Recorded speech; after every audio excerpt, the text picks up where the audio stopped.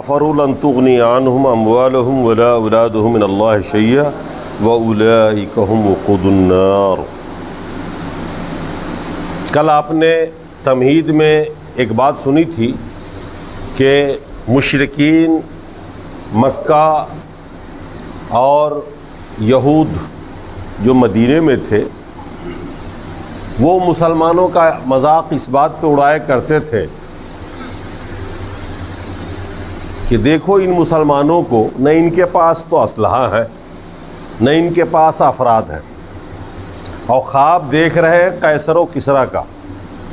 اللہ کے رسول نے کبھی کبھی موقع بہ موقع ایسی پیشن گوئی کی تھی کہ تم قیصر و کسریٰ کے خزانے کے مالک بنو گے۔ یاد ہے آپ کو جب اللہ کے رسول کا پیچھا کیا تھا سراقہ نے۔ آگے آ جائیے آپ لوگ جو پیچھے آگے آئیے، گفتگو بھی نہ لگی، تھوڑی دیر کی گفتگو ہے۔ اللہ کے رسول صلی اللہ علیہ وسلم نے جب ہجرت کی تھی اور آپ کے اوپر 200 اونٹوں کا جو انعام رکھا گیا کہ جو پکڑ کے لائے گا یا جو گرفتار کر لے گا زندہ یا مردہ اس کو 200 اونٹ دیا جائے گا، سرخ اونٹ وہ بھی۔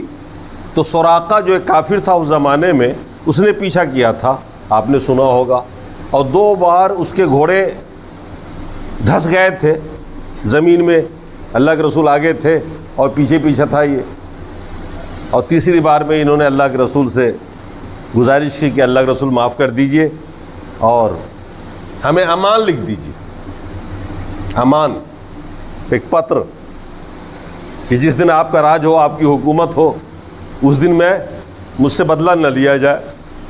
تو اللہ کے رسول نے فرمایا تھا کہ سراقہ تم آج جس حالت میں ہو ایک دن وہ آنے والا ہے کہ قیصر و کسریٰ کا کنگن تیرے ہاتھ میں ہوگا۔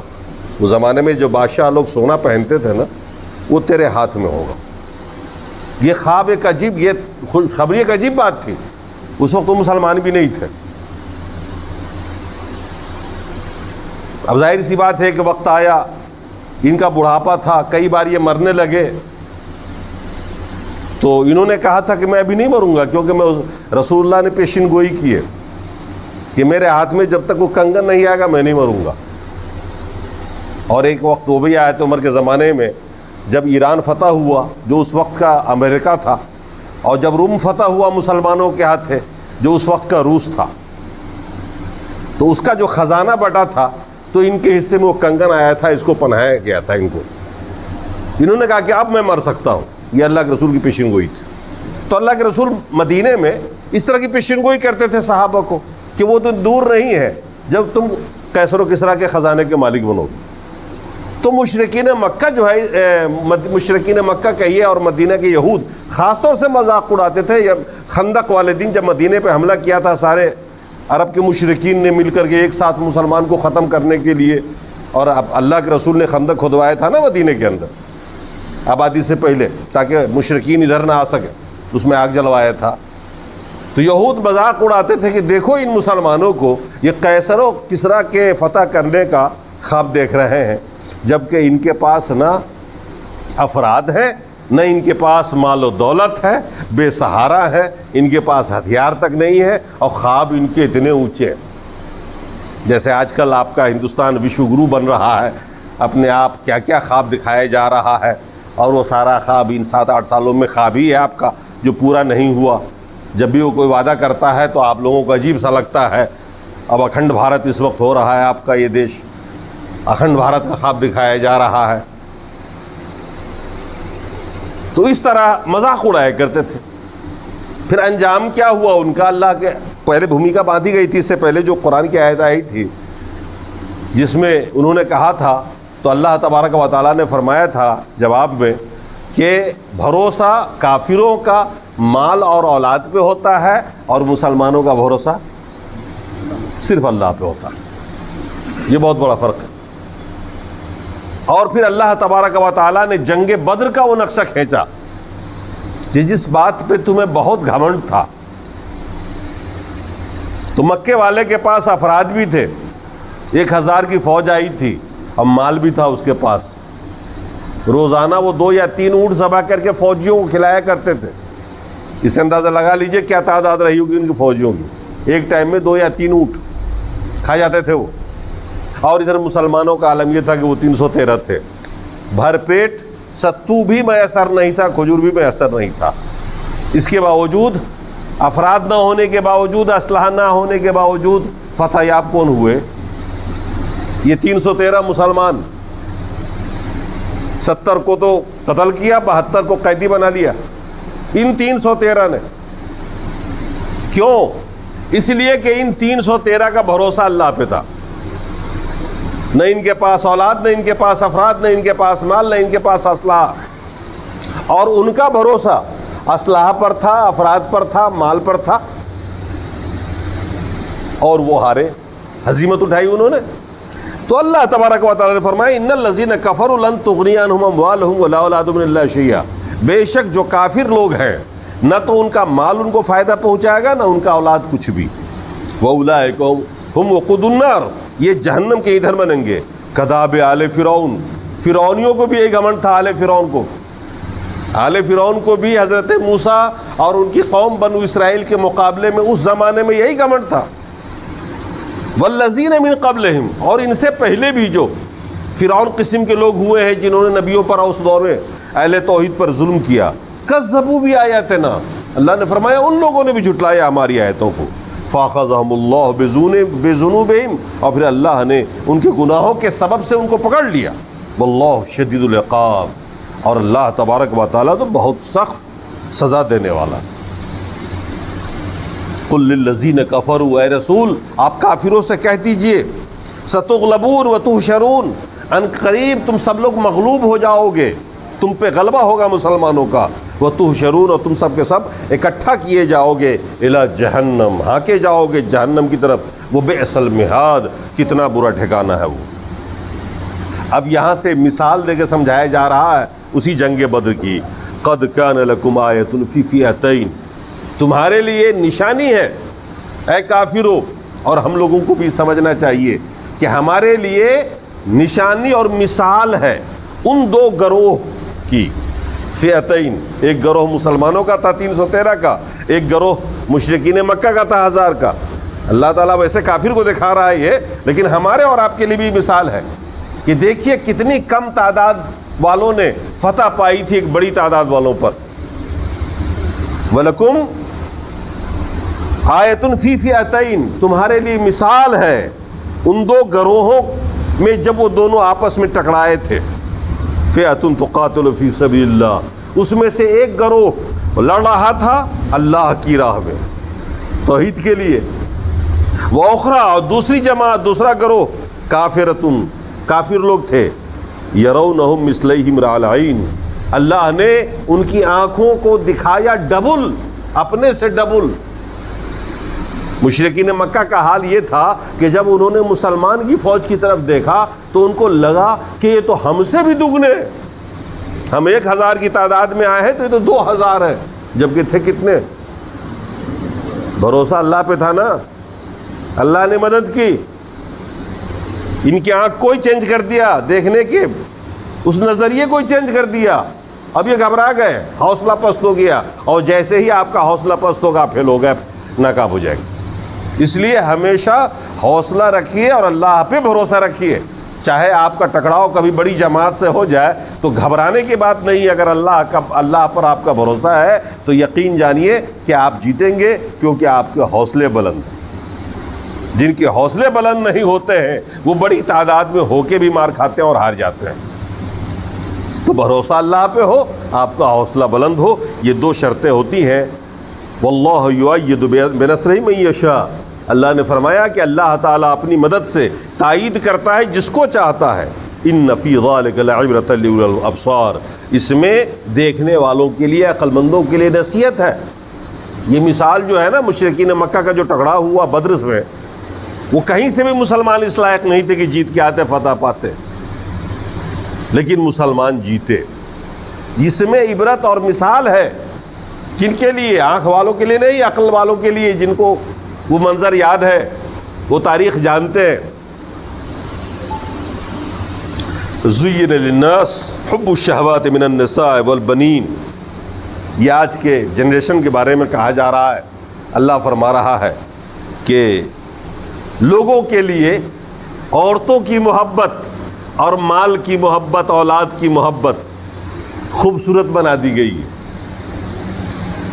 مزین کر دیا گیا ہے ہمارے لیے کہ ہم اپنی بیگم، اپنے بچوں اور اپنے مال کے شہوتوں میں، خواہشات میں ایسے ڈوب جاتے ہیں کہ لگتا ہے کہ ہمارے لیے یہی سب کچھ ہے۔ مزین ہو کر کے کوئی چیز خوبصورت ہو کے آپ کے سامنے آ جائے تو آپ اس پہ فدا ہو جاتے ہیں اور اپنا سارا وقت اسی کے پیچھے لگاتے ہیں۔ اور جو لوگ عقل کی نگاہ رکھتے ہیں نا، حقیقی نگاہ رکھتے ہیں، وہ سمجھتے ہیں کہ ہمیں بہرحال ان سے جدا ہو جانا ہے، نہ یہ ہمارے ساتھ قبر میں جانے والے ہیں، نہ اولاد جانے والی ہے، نہ میرا مال بچا پائے گا مجھ کو۔ زین، مزین کر دیا گیا۔ یہ شیطان خاص طور سے مزین کرتا ہے۔ تو دنیا کی جو کشش ہے، بیوی کی محبت، اولاد کی محبت، مال کی محبت، یہ ساری چیزیں ہمارے اوپر مزین ہو گئی ہیں۔ حب الشہوات، شہوتوں سے محبت، منمانی جو ہماری من پسند چیزیں ہیں اس سے محبت ہمارے لیے مزین ہو کے آ گئی۔ ہمارے لیے سب کچھ یہی ہو گیا۔ اس چکر میں ہم نے دین کو چھوڑا، اللہ کو چھوڑا، جو آپ کا سب سے بڑا محسن، جو آپ کو روزی دیتا ہے، جس نے پیدا کیا۔ بتائیے کس کی خاطر ہم کس کو چھوڑ رہے ہیں؟ جو آپ کی زندگی اور موت کا مالک ہے، جس کے احسانات آپ کے ہر پل آپ کے اوپر احسانات ہیں، ہر منٹ اس کے احسانات کو دیکھیے، وہ آپ کے لیے ہوا فراہم کر رہا ہے، ہم سانس لے رہے ہیں۔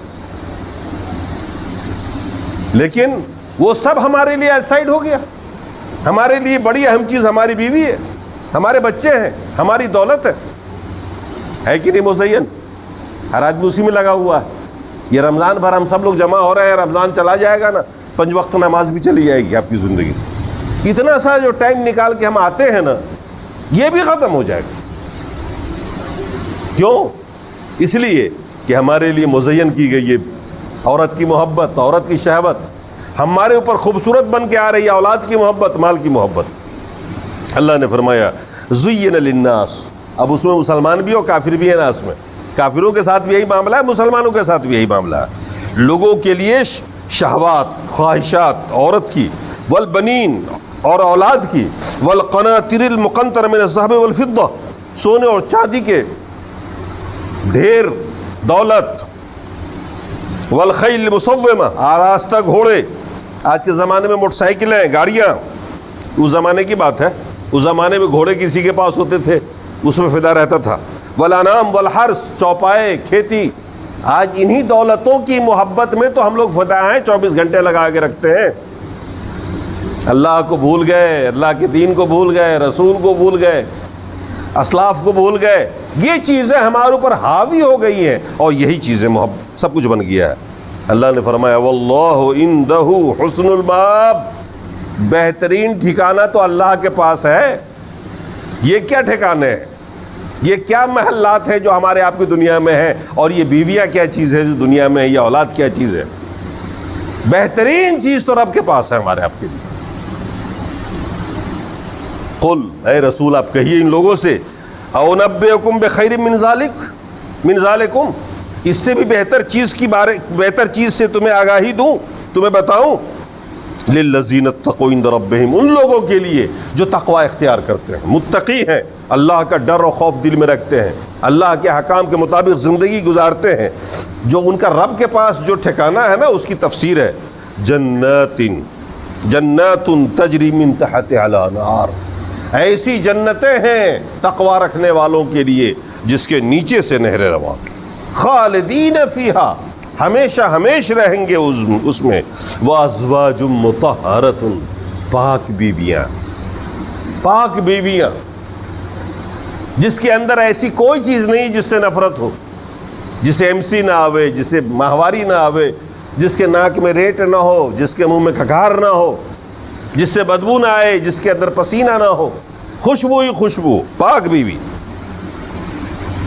ورضوان من اللہ، اور سب سے بڑی دولت تو اللہ تعالیٰ جنت میں یہ دے گا کہ اللہ آپ سے راضی ہو جائے گا، خوش ہو جائے گا۔ یہ دولت اتنی بڑی دولت ہوگی کہ آپ اس خوشی کو پا کر کے پھولے نہیں سمائیں گے، یہ ساری نعمتیں ہیچ ہو جائے گی جب اللہ تعالیٰ آپ سے خوش ہوگا، یہ میرا بندہ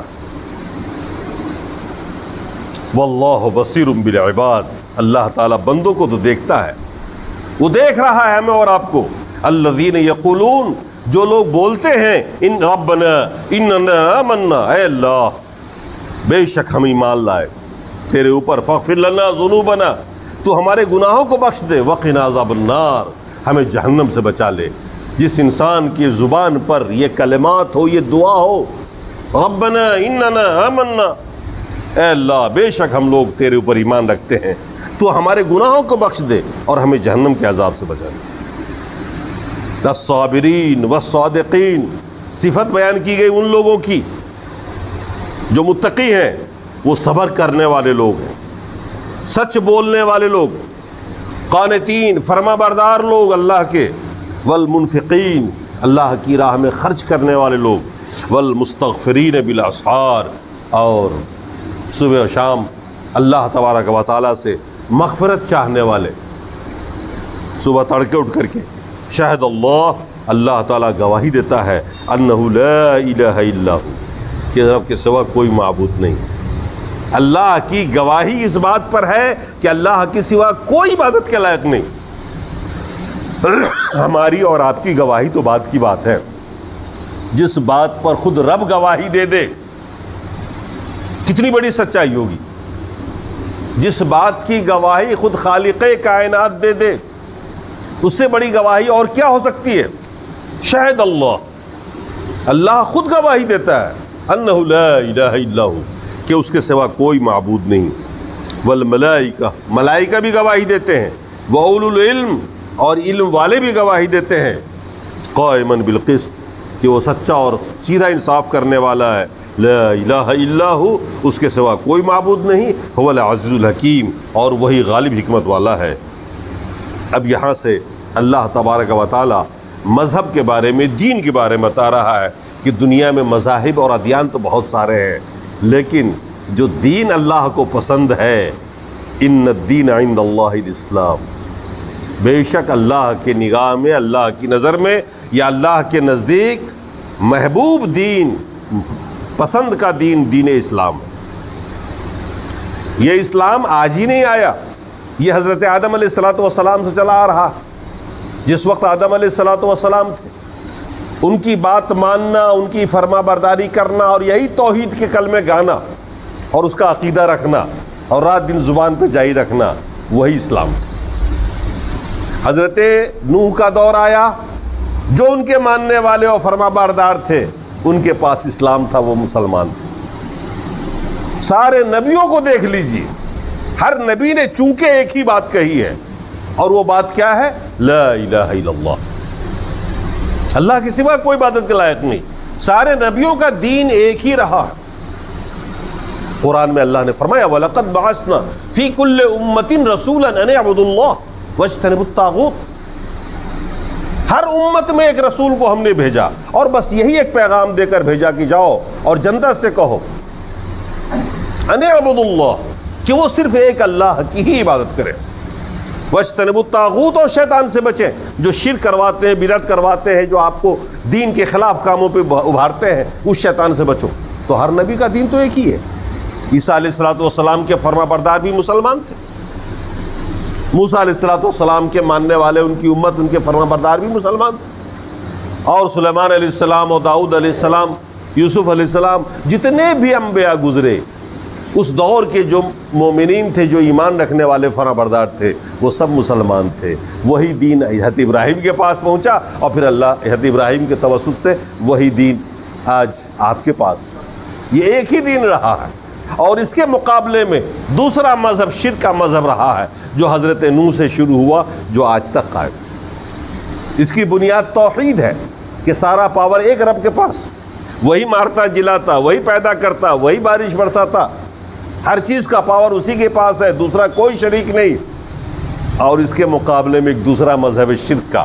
اب اس کے ہزار رنگ ہیں، اس کے ہزار رنگ ہیں، عیسائیت بھی اسی رنگ میں رنگ گیا، یہودیت بھی اسی رنگ میں رنگ گیا، ہندوتو بھی اسی رنگ میں ہے، بودھ مت بھی اسی رنگ میں ہے۔ جتنے بھی مذاہب ہیں، ان کی بنیاد شرک پہ ہے کہ رب اللہ ایک ہے، وہ مانتے ہیں ایشور تو ایک ہی ہے، لیکن اس نے اپنے پاور کو ڈیوائڈ کر دیا ہے، بانٹ دیا ہے، منترالے بنا دیا ہے، وزراء بنا دیا ہے کہ اولاد یہ دیں گے اور دولت وہ، بارش وہ، تعلیم وہ، سب کا وبھاگ الگ الگ ہے۔ جب آپ کو اولاد چاہیے تو اس کو گوہر لگا لینا، بارش برسات چاہیے تو ادھر والے کو پوچھ لینا، اور کسی کو کچھ اور چاہیے، تعلیم چاہیے تو ودیا کی دیوی ہے اس کی پوجا کر لینا۔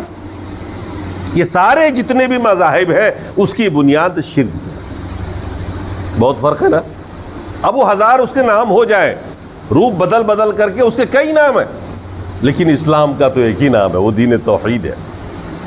تو اللہ نے فرمایا کہ میرا جو پسندیدہ دین ہے وہ توحید، وہ اسلام ہے۔ ان الدین عند اللہ الاسلام۔ اب سوال یہ ہے کہ پھر اختلاف کیوں ہوتا چلا آ رہا ہے اس دور سے؟ وَمَا اخْتَلَفَ الَّذِينَ أُوتُوا الْكِتَابَ إِلَّا مِن بَعْدِ مَا جَاءَهُمُ الْعِلْمُ بَغْيًا بَيْنَهُمْ۔ عیسیٰ علیہ السلام بھی آئے، موسیٰ علیہ السلام بھی آئے، ہر امت کو ایک نبی مل گیا، ہر نبی نے اپنی اپنی امت میں دعوت تبلیغ کا کام کیا، ہر نبی نے توحید سکھائی، مگر اس کے باوجود آج شرک کیوں آ گیا ان مذاہب کے اندر؟ اس مذہب کے ماننے والوں میں بھی تو شرک آ گیا نا۔ مسلمانوں میں دیکھ لیجئے کئی گروہ ہیں، کئی گروہ ہیں،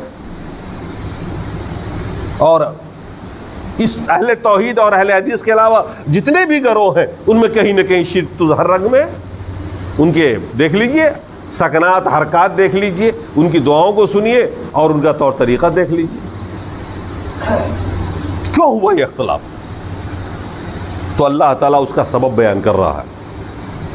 وَمَا اخْتَلَفَ الَّذِينَ أُوتُوا الْعِلْمَ، اور اختلاف نہیں ہوا اس سے پہلے والی جماعتوں میں علم ہونے کے باوجود، مگر اس لیے کہ وہ سرکشی پہ اتر آئے، ضد اور عناد پر اتر آئے، مونچھوں کی بات ہو گئی، پرسنلٹی کی بات ہو گئی۔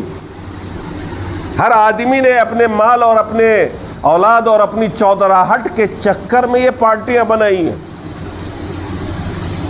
اپنی چودراہٹ برقرار رکھنے کے لیے یا کچھ لوگوں نے دولت کے لیے یہ پارٹی بنائی، فرقے بنائے، اور کچھ توحید سے الگ کر کے توحید کے ہی رنگ میں شرک پروس دیا اپنے ماننے والوں میں۔ آپ عوام دین سے دور، جاہل، ان کے پاس اتنا علم نہیں، تو یہ پڑھے لکھے لوگوں نے جو اختلاف کیا نا، ایسا نہیں تھا کہ ان کے پاس حق نہیں پہنچا تھا، ان کے پاس علم نہیں تھا یا وہ سمجھتے نہیں تھے، سب کچھ تھا، مگر خواہش تھی اپنی چودراہٹ قائم رکھنے کی۔ کسی کو اس کے ذریعے مال چاہیے تھا، کسی کو ستہ چاہیے تھا، حکومت چاہیے تھی، تو ان لوگوں نے اپنے اپنے مفاد پرستی میں یہ پارٹی اور فرقے بنا دیے۔ یہ قوم یہود میں بھی ہوا، ان کے بھی 72 فرقے ہیں، عیسائی میں بھی ہوا، ان کے بھی 73 فرقے ہیں، اور مسلمانوں میں بھی ہوا، اس کے بھی 72 فرقے ہیں، 73 فرقے ہیں۔ اسی لیے تو اللہ کے رسول نے فرمایا کہ عیسائیت 72 فرقوں میں بٹی، یہودیت 71 میں بٹی، اور میری امت 73 میں بٹے گی۔ کلہم فی النار، یہ سب جہنم میں جائیں گے سوائے ایک کے۔ اللہ کے رسول سے پوچھا گیا وہ ایک جماعت کون سی ہے جنت میں جانے والی یا رسول اللہ؟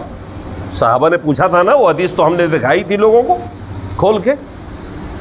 اللہ کے رسول نے نام نہیں بتایا، منہج بتا دیا، طریقہ بتا دیا، طریقہ زندگی بتا دیا۔ فرمایا ما انا علیہ واصحابی، جس راستے پہ میں چل رہا ہوں نا، میرے صحابہ چل رہے ہیں، بس اس راستے پہ چلنے والے جو لوگ ہوں گے وہ جنت میں جائیں گے، اس کے علاوہ جتنے بھی راستے نکل رہے ہیں وہ سب جہنم میں جا رہے ہیں۔ اب آپ کے لیے بہت آسان ہے دیکھ لینا کہ اللہ کا راستہ، رسول کا راستہ جس پہ رسول چلے، اور صحابہ کا راستہ، یہ کوئی پوشیدہ چیز نہیں ہے، حدیث کا ذخیرہ آپ کے پاس ہے، ان کی تواریخ موجود ہے، دیکھ لیجئے آپ ان کی زندگی کو اٹھا کر کے کہ انہوں نے خوشی میں کیا کیا، غم میں کیا کیا، شادی کیسے کی، بزنس کیسے کیا، بیوی بچوں میں کیسے رہے، عبادتیں کیسے کی انہوں نے، وہ سب آئینے کی طرح روشن ہے، سورج کی طرح روشن ہے۔ آپ دیکھ لیجئے، آپ نہیں پائیں گے وہاں کوئی فاتحہ ہوتی تھی، نہ کہیں میلاد پائیں گے، نہ کہیں عرس پائیں گے، نہ وہاں کوئی صلاۃ و سلام پائیں گے اذان سے پہلے، اذان کے بعد، وہاں کوئی ایسی چیز نہیں پائیں گے، وہاں نہ کوئی جماعت ایسی پائیں گے جو ستو کا موٹری لیے پھر رہا، وہاں کوئی دکھاوا نہیں، کوئی ریا نہیں، ایک دم قرآن اور حدیث پہ آنکھ بند کر کے چلنے والے لوگ۔ اب جو بھی اس راستے پہ چلے گا وہ جنت میں جائے گا۔ تو اختلاف اس لیے ہوتا ہے کہ ایک ہی جماعت میں اگر دو لوگ اپنی اپنی حکومت بنانا چاہے تو کچھ نہ کچھ چاہنے ماننے والے سب کے ہو جاتے ہیں، گروپ میں تقسیم ہونا آسان بات ہے۔ اللہ نے فرمایا اس کے پیچھے یہ تھا۔ پھر اللہ نے فرمایا وَمَن يَكْفُرْ بِآيَاتِ اللَّهِ فَإِنَّ اللَّهَ سَرِيعُ الْحِسَابِ، جو بھی اللہ کی آیتوں کے ساتھ کفر کرے گا، یعنی حق جاننے کے باوجود بھی جو حق پر نہیں چلے گا اور صرف اپنی من پسند چاہت یا اپنی حکومت کی خاطر پارٹی بنا لے گا، عقیدے بدل دے گا یا پارٹی بنا لے گا، فَإِنَّ اللَّهَ سَرِيعُ الْحِسَابِ، تو یاد رکھو کہ اللہ تبارک و تعالیٰ بہت تیز حساب لینے والا ہے، بہت تیزی سے پکڑتا ہے، وہ دن دور نہیں ہے اور پورا حساب لے لے گا اس فَإِنْ حَاجُّوكَ، اے رسول اگر یہ لوگ آپ سے بحث کریں، یہ مشرکین اور یہ یہود اور یہ نصارہ آپ سے بحث کریں،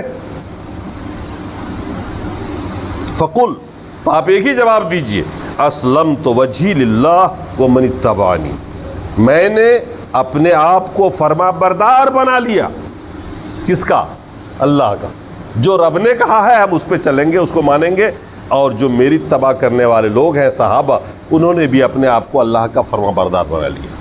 ہم اور آپ فرما بردار کب بنیں گے؟ فرما بردار بنیے، اللہ کا جو حکم ہے بزنس کے معاملے میں وہاں فالو کیجئے، کاروبار کے معاملے میں وہاں فالو کیجئے، اپنے گھر میں رہیے تو اللہ کے احکام کو فالو کیجئے، رسول کی اتباع کریے، نماز ہو عبادت ہو اس میں اللہ کو فالو کیجئے، اس کے رسول کو فالو کیجئے، ان کی اطاعت کیجئے، اللہ کے رسول نے جیسے نماز پڑھی ویسے پڑھیے۔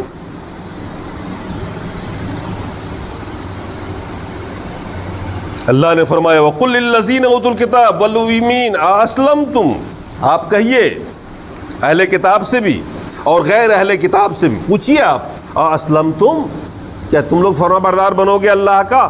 فَإِنْ أَسْلَمُوا، اگر وہ لوگ فرما بردار بن جائیں، فَقَدْ اهْتَدَوْا، تو وہ لوگ بھی ہدایت یافتہ ہیں، وَإِنْ تَوَلَّوْا، اور اگر وہ رخ پھیر لیں، نہ مانیں اللہ اس کے رسول کے احکام کو، نہ مانیں چاہے وہ دنیا بھر کے مولویوں کی مانیں، اگر اللہ اس کے رسول کی بات کو نہ مانے، فرما بردار نہ بنے، فَإِنَّمَا عَلَيْكَ الْبَلَاغُ، تو اے رسول آپ پریشان نہ ہو، آپ کے اوپر پہنچا دینا، ذمہ داری صرف پہنچا دینے کی ہے، آپ نے دین پہنچا دیا نا ان تک، کام ختم۔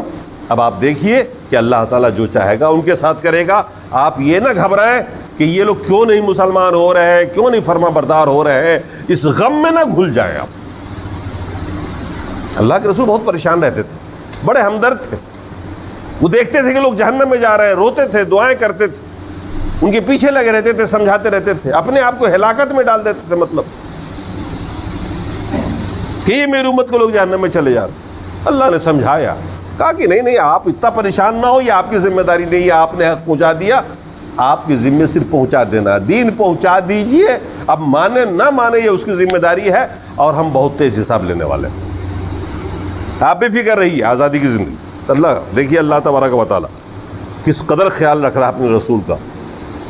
فَإِنَّمَا عَلَيْكَ الْبَلَاغُ، آپ پر صرف پہنچا دینا ہے، وَاللَّهُ بَصِيرٌ بِالْعِبَادِ، اللہ تعالیٰ بندوں کو خوب دیکھ رہا ہے، بصیر بالعباد، اللہ بندوں کو خوب دیکھ رہا ہے۔ ان الذین یکفرون بآیات اللہ، بے شک وہ لوگ جنہوں نے اللہ کی آیتوں کا انکار کیا، وَيَقْتُلُونَ النَّبِيِّينَ بِغَيْرِ حق، اور نبیوں کو ناحق قتل کیا، یہ یہودی کرتے تھے، کئی نبیوں کو قتل کیا تھا انہوں نے۔ وَيَقْتُلُونَ الَّذِينَ يَأْمُرُونَ بِالْقِسْطِ مِنَ النَّاسِ، اور وہ لوگ جو قتل کر دیا کرتے ہیں ان لوگوں کو جو انصاف کا حکم دیتے ہیں، اچھی باتوں کا۔ یہودیوں نے نبیوں کو بھی قتل کیا اور اچھے اچھے علماء کو بھی جان سے مار دیا جو حق بات کرتے تھے۔ اللہ نے فرمایا فَبَشِّرْهُمْ بِعَذَابٍ أَلِيمٍ، انہیں خوشخبری سنا دیجئے۔ آپ جانتے ہیں خوشخبری تو انعام کی ہوتی ہے نا، لیکن اللہ تبارک و تعالیٰ نے تعریضاً کہا انہیں خوشخبری سنا دیجئے دردناک عذاب کی، کہ دردناک عذاب تیرا انتظار کر رہا۔ أُولَئِكَ الَّذِينَ حَبِطَتْ أَعْمَالُهُمْ فِي الدُّنْيَا وَالْآخِرَةِ، اللہ نے فرمایا ایسے لوگ جو اللہ کے نافرمان بنتے ہیں، رسول کے نافرمان بنتے ہیں، ان کے اعمال اللہ تبارک و تعالیٰ نے دنیا میں بھی برباد کر دیے اور آخرت میں بھی برباد کر دے گا۔ نہ دنیا میں اس کے عمل کا کوئی اجر ملے گا اس کو، جو کافر ہیں، جو توحید پر نہیں ہیں، جو شرک کرتے ہیں، جو نافرمان ہیں اللہ اس کے رسول کے، ان کے اعمال برباد، ان کی نماز برباد، روزہ برباد، حج و زکوٰۃ برباد۔ آپ متاثر نہ ہو جانا ان لوگوں کے عبادتوں کو اور ٹوپیوں کرتا کو دیکھ کر کے کہ بڑے نیک لوگ ہیں. ارے ان کے تو سارے اعمال برباد اللہ نے دنیا میں کر دیے. ان کی ایک بھی عبادت قبول نہیں ہوگی.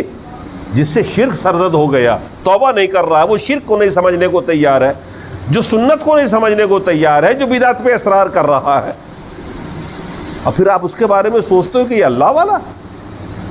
اللہ نے فرمایا ایسے لوگوں کے تو ہم اعمال ہی برباد کر دیتے ہیں جو اللہ اس کے رسول کا نافرمان ہوتا ہے. دنیا میں بھی اعمال برباد کہ وہ رجسٹر میں بھی نہیں لکھا جائے گا کہ نیکی کی اس نے، اور آخرت میں بھی برباد کیونکہ اس کا کوئی اجر نہیں ملنا ہے اس کو. وما لہم من ناصرین، اور ایسے لوگوں کا کوئی مددگار نہیں ہوگا جو میدان محشر میں کھڑا ہو کے وکالت کر سکے کہ اللہ اس نے تو سب کچھ کیا تھا، اس نے حج کیا تھا 10-15 اور اس نے خوب بانٹا تھا اور اس نے خوب نیکیاں کی تھی. کوئی مددگار نہیں ہوگا اللہ کے پاس. ان آیتوں سے ہمیں اور آپ کو نصیحت پکڑنا چاہیے کہ فرما برداری کرنا اللہ اس کے رسول کی یہ عقل مندی ہے، اور دنیا کی محبت، اولاد کی محبت، بیوی کی محبت ہمارے اوپر غالب نہ آئے اللہ کی محبت کے مقابلے میں. اللہ تعالی ہمیں اور آپ کو سمجھنے اور اس پر عمل کرنے کی توفیق